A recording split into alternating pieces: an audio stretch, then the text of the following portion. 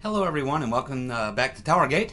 It is Towergate day number 377, Thursday, March the 22nd, 2018. Thank you so much for tuning in. Alrighty, well, the fundraising numbers for the Democrat National and Republican National Committees are in for the month of February. Let's have a look at what we've got here. Well, it appears that in the month of February for 2018,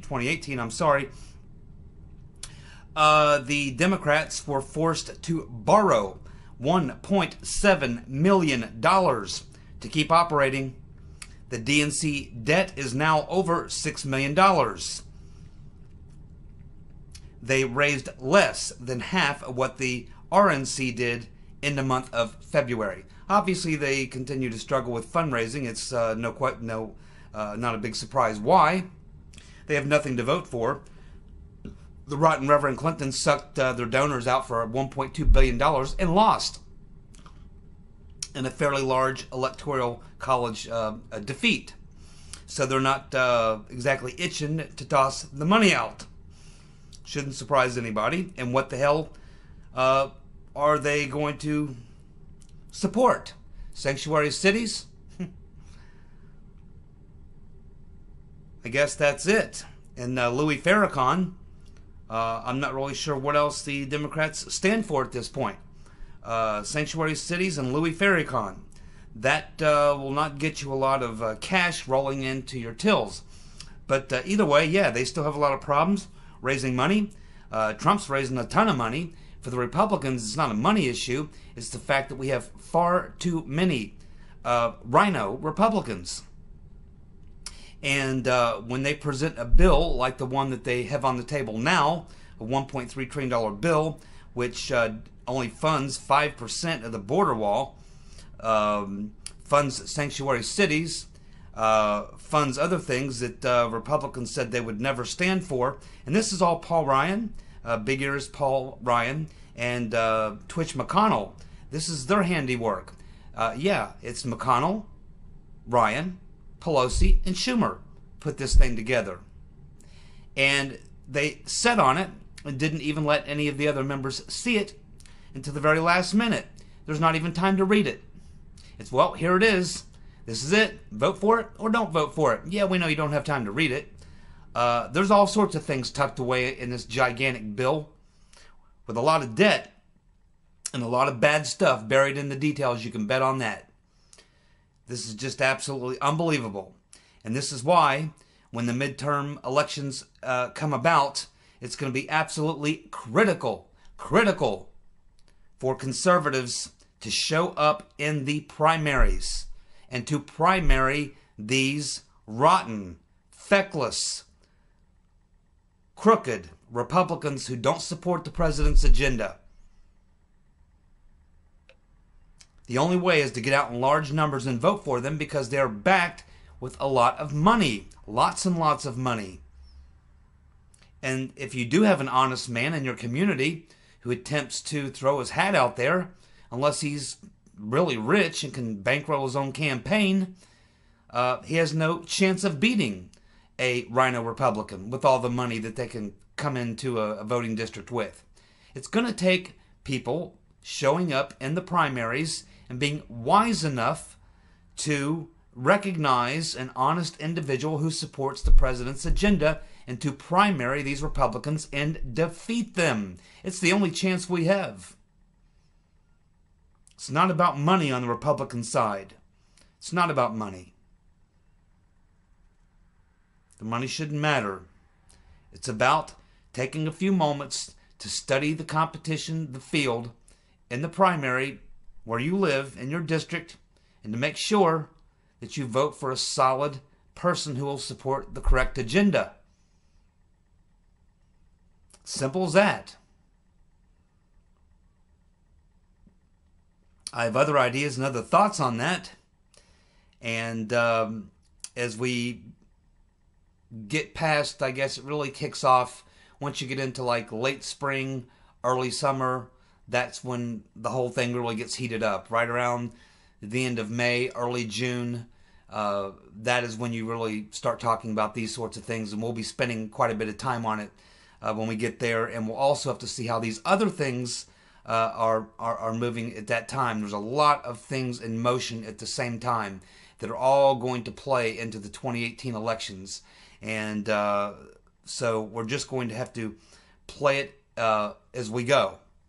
And we'll get back into that as it becomes more relevant. But right now, it's not terribly relevant because the real campaigning has not started. But it's not too early to start looking around at some of the people in your district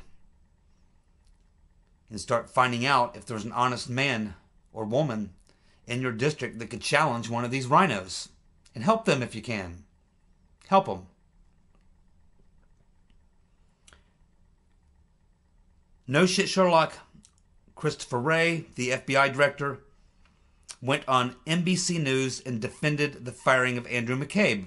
And he explained to them exactly how that process went down, which we all know, which they've been lying about in the left-wing media for the past week. And Christopher No Shit Sherlock Wray set him straight. And he said, look, we did it by the book. The IG discovered crime. He was obligated to go bring it to the attention of the Attorney General, which he did. The Attorney General then did what he's supposed to do. He went to this committee within the FBI and he said, hey, I've learned from the Inspector General there may have been a crime committed here. So now I'm throwing it back to you, which is the procedure, for internal review.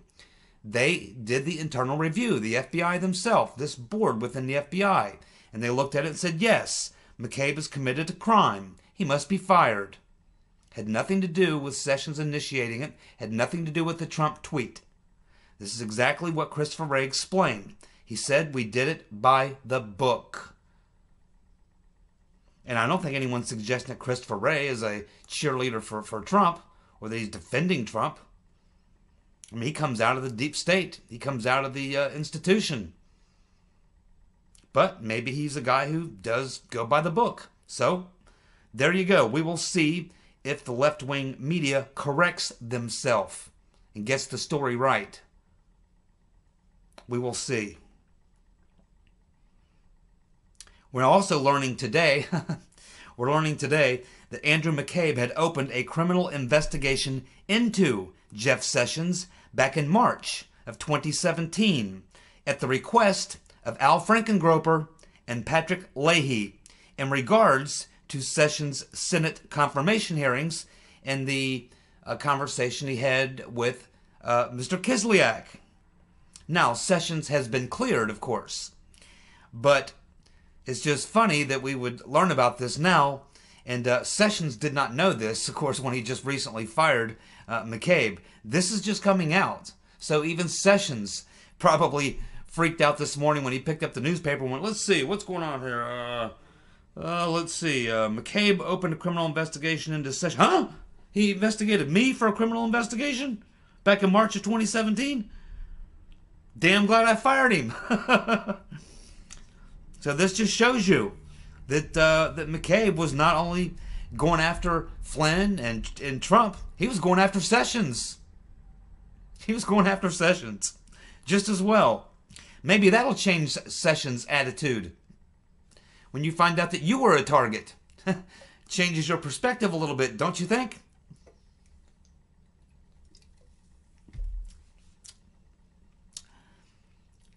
Oleg Deripaska's lawyer has responded to Grassley's letter. The letter where Grassley wanted to know the relationship between Deripaska and Christopher Steele, or what, if anything, Deripaska would have had to have had anything to do with the dossier.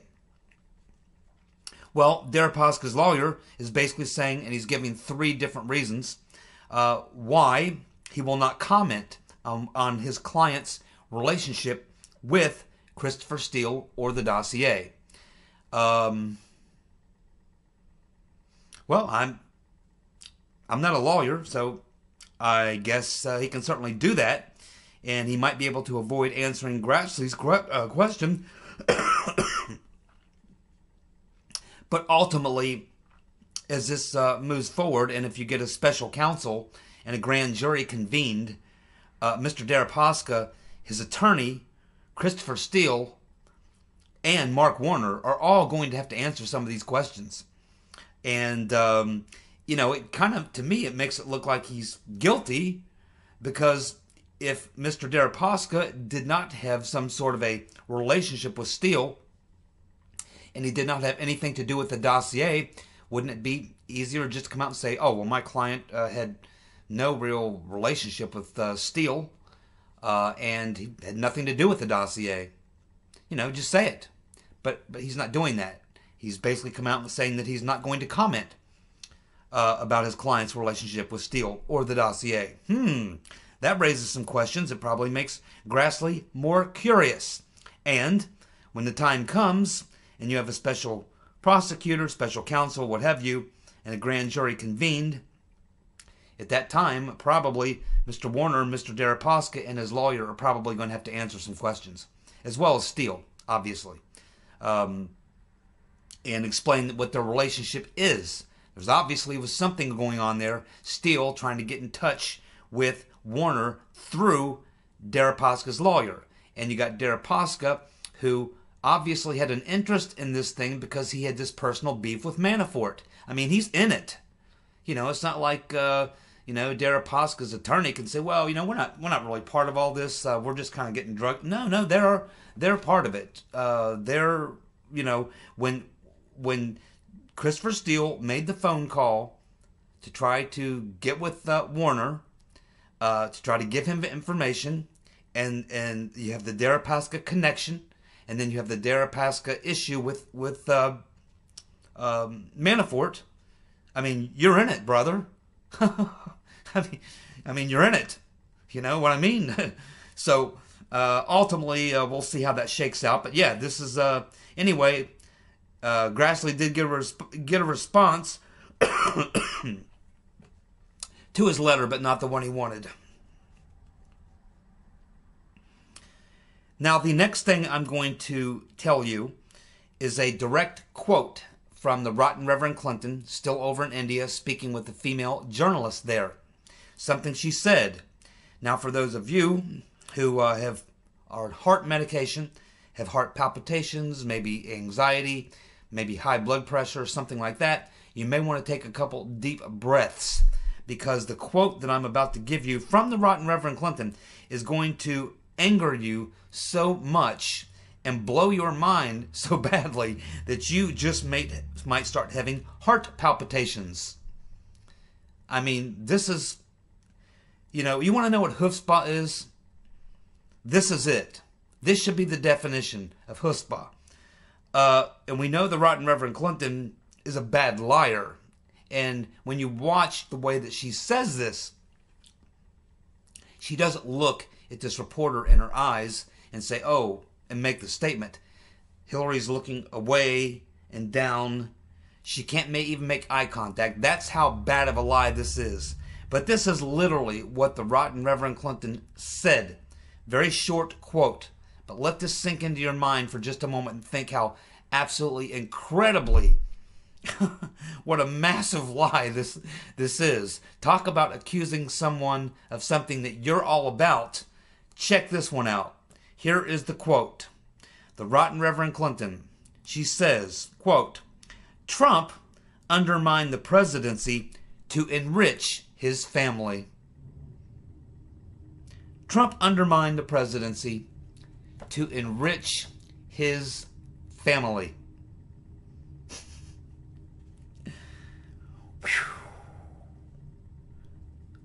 Even someone like the Rotten Reverend Clinton, who is a pathological liar of unbelievable proportion, the fact that she could actually utter those words out of her mouth, it's just unbelievable. I mean, that is chutzpah, brother. I mean, Trump undermined the presidency to enrich his family. That is just, my goodness.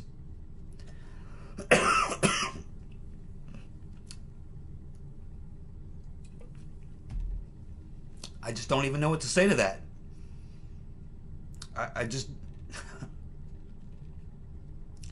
Last week we covered a story about this supposed star witness named George Madar, who Mueller was going to bring in, who was going to give the dirt on Trump to assist him in the witch hunt, I guess.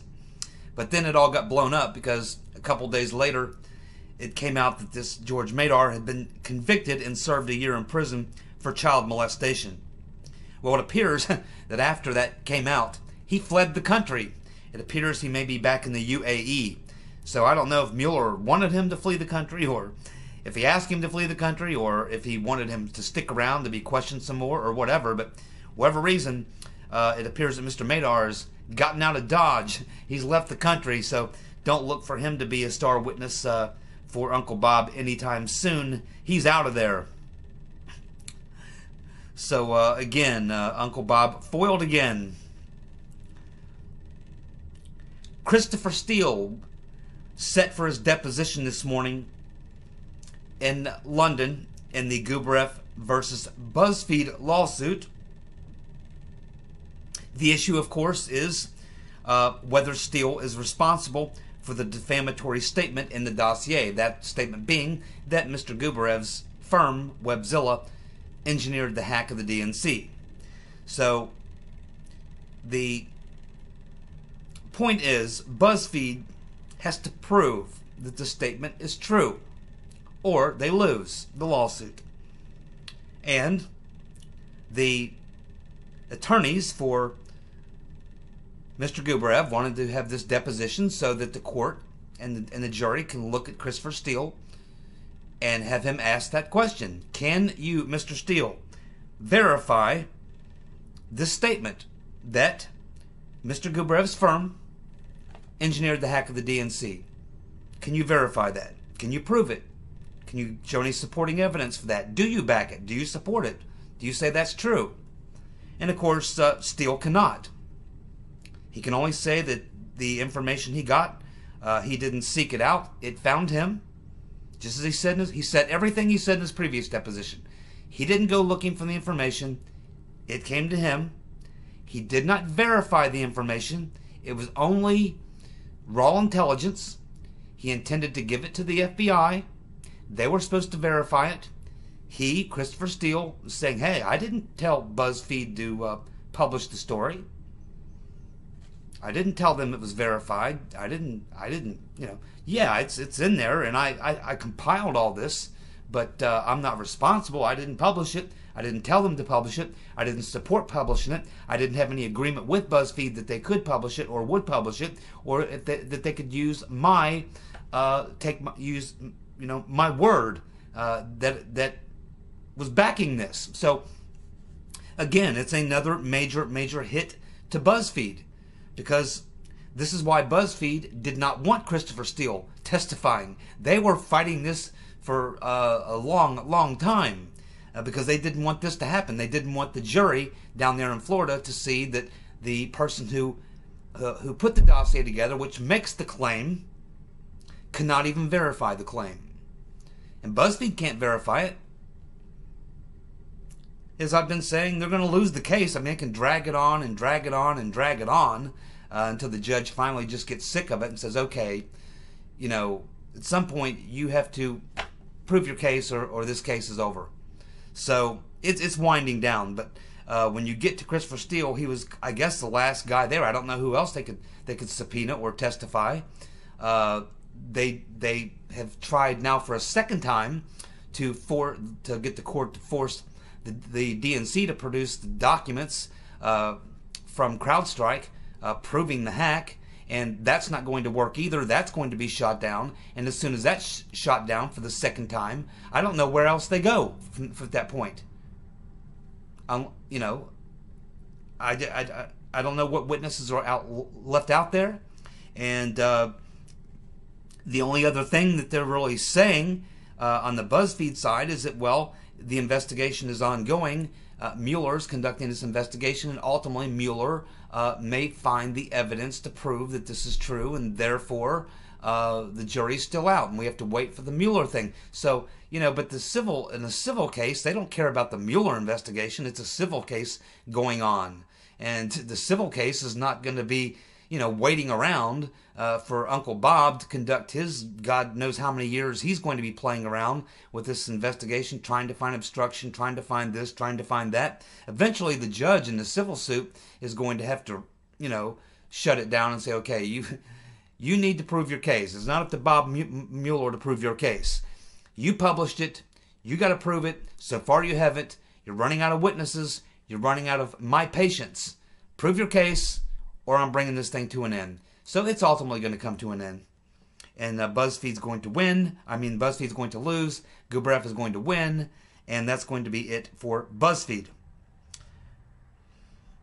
We are now seeing protests in California against the sanctuary cities growing wider and larger in the more conservative counties and localities in California. Particularly, you have the area like Orange County, San Diego, areas in Southern California, which, there actually are some conservatives, quite a few conservatives in California. They just happen to be the political minority statewide.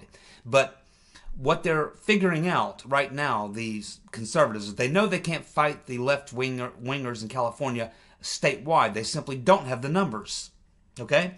But they know that in localities they can. In counties, in cities, they can.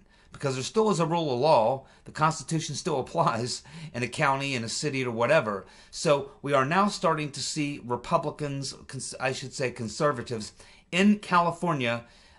They know they're minorities, but they also realize that even though they're a minority in the state, it doesn't mean that they have to just be completely run over and not even attempt to stand up for themselves. So they are now beginning to organize, protest, and fight back. And they're winning in some of these local county situations. And I believe in Orange County they just did.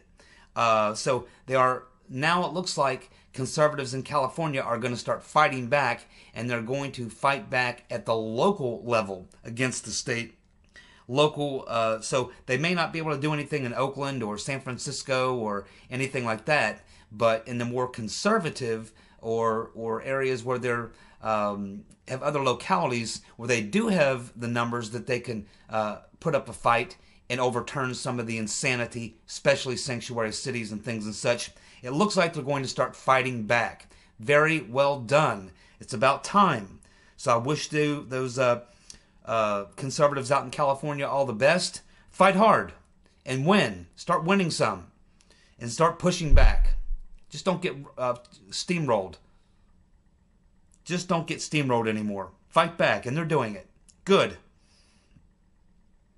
Alan Dershowitz is, of course, a left-wing liberal, but he is an honest left-wing liberal, and I've been watching Dershowitz for years and years and years. I've seen him defend the Clintons. I've seen him defend Obama. I've seen him defend lefties all over the place.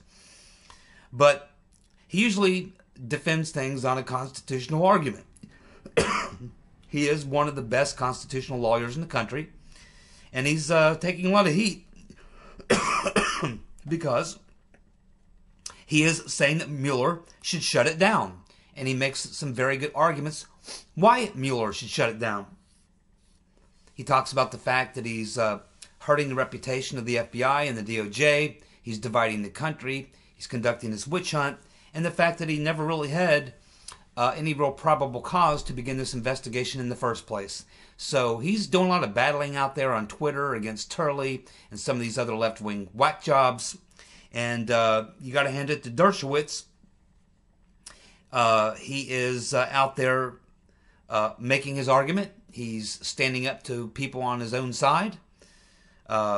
He's hard to defeat in a legal argument. He's a pretty damn good attorney, one of the best in the country. And he on civil liberties, Dershowitz has always been very good. And so, you know, he's doing a good job. And I don't know if you saw him, but he's been on Hannity a couple times now. And again, even though he comes from the left, he's an honest lefty. And he's been doing a hell of a job on Twitter, taking on Turley and some of these people. So hats off to Alan Dershowitz for pointing out the obvious fact that Mueller needs to shut it down. It's a witch hunt.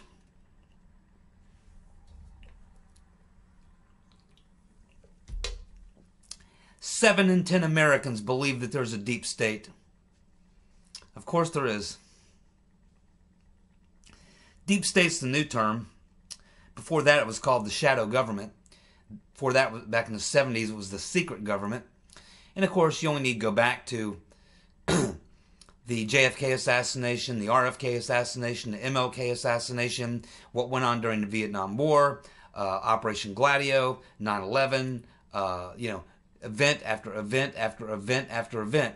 Anyone who's paying attention over these many, many years, it's not hard to see that there's some sort of shadow government, deep state, whatever you want to call it, that runs the show. It's not Republican or Democrat. It seeks to grow the power and the control of the government, regardless of party. It's always been there, and it's only getting worse and worse and worse. And people are paying very close attention. But I can tell you that even 20 years ago, you would get something like that, and people would say, secret government, shadow government, yeah, I guess, maybe, I don't know. But 7 in 10, for 7 in 10 Americans to believe that there is a deep state tells you that a lot of people are paying attention. They are very much paying attention. Should not surprise us. We are continuing to hear that as we get closer and closer to the IG report coming out, that 2 of the bombshells that likely will come out is one that we've talked about before, that kind of was out there about the time that Ray forced McCabe to step aside or to go away for a while. He wasn't fired. He just made him kind of resign. But he was going to hang around until he could retire and then get his pension. But then, obviously, he was fired anyway. But back, I believe, was January 29th is when Christopher No Shit Sherlock Ray told McCabe to clean out his desk and get the hell out. And back at that time, a lot of people were suggesting that what brought that about was that Ray had seen something suggesting that McCabe may have forced individuals to change the 302s.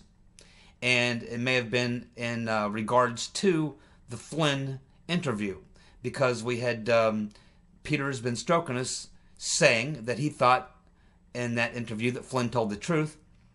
We had Comey saying he thought that Flynn did not lie, but then it became, I don't know, proven, but certainly talked about, that McCabe took a look at that and said, yeah, well, you may not think he lied, but I do.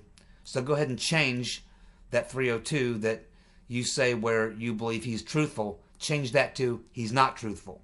And if that is what Christopher Wray had been privy to, based on what the IG had found through his interviews or documents he'd seen or what have you, then that would certainly explain why Christopher Wray did what he did. So now it's kind of floating around out there again as we get closer and closer to the release of the IG report, which we're expecting sometime in April. So we're probably, 2-3 weeks away or so. We should be learning. But if that does come out, that will certainly be, altering a 302, especially altering a 302, which resulted in the criminal conviction of an innocent person. That will certainly not just get you fired, but get you in jail, which I'm sure that McCabe is going to be indicted under probably multiple crimes. And that would be probably one of the more serious of the ones. There could be something more serious, but, that's about as damn serious as you can get. It's an extreme form of obstruction of justice. But there's also talk that we're going to learn, and we are hearing actually, that the IG has been asking a lot of questions to people within the inner circle around McCabe about this whole deal where they got the Wiener laptop with all the State Department emails on it. And they got it, but they sat on it for over 3 weeks. And only when they were forced. So what it looks like is that they got this laptop, and what Inspector General Horowitz wants to understand is did they get this laptop? Okay, he knows they got it with the State Department emails on it, which shouldn't have been there. That's a fact. They sat on it for over 3 weeks. That's a fact. So what Horowitz wants to know is, was there an effort to not release that information until after the election, and maybe even not at all. But as we know, when a couple other individuals